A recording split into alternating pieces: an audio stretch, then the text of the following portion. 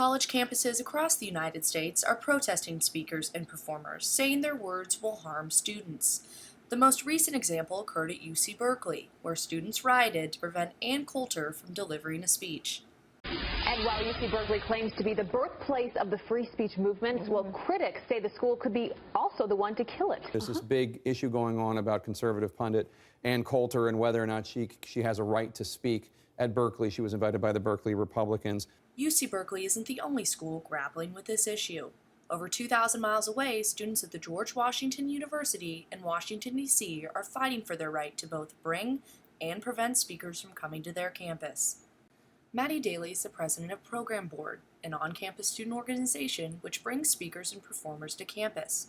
When asked about the recent controversy regarding speakers being banned from college campuses, she said empathy was key. At the end of the day, we say, we want all students to feel comfortable, and think about it if it was you on the other side and they said something that was really damaging to you or really upsetting to you. Would you feel comfortable having that person be represented on campus by a student organization who's supposed to be representing you? Sam Cosme, involved in the right-wing on-campus organization Young America's Foundation, known as YAF, disagrees and said speakers can unite campuses rather than divide them.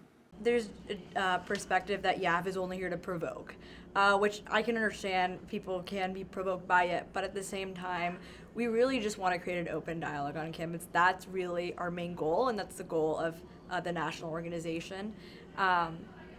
We really want to bring not just conservative people to come hear a speaker they might like, for example, Ben Shapiro or Ann Coulter. We want people to ask questions. We want them to understand why we have these views as conservatives and kind of where we may find common ground as well. Cosme also added that universities have a legal obligation to let speakers come to campus. The thing is, schools like Berkeley are receiving federal funding, and if they're going to be receiving federal funding, I think it's important to hear, that different perspective, the conservative perspective. Yeah, I don't really get sucked into the public-private thing because you pay tuition at a public school too.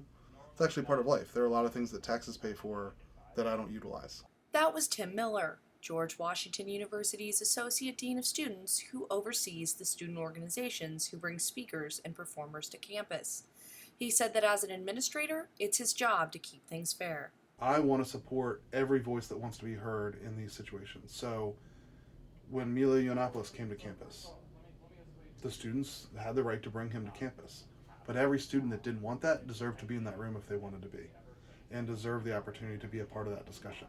They didn't have the right to disrupt it and make sure no one else could experience it, but they deserve the right to get in there. The George Washington University is one of thousands of college campuses struggling with this complex issue. While violence has only erupted at a handful of schools like Berkeley, critics and supporters alike are wondering, will my school be next?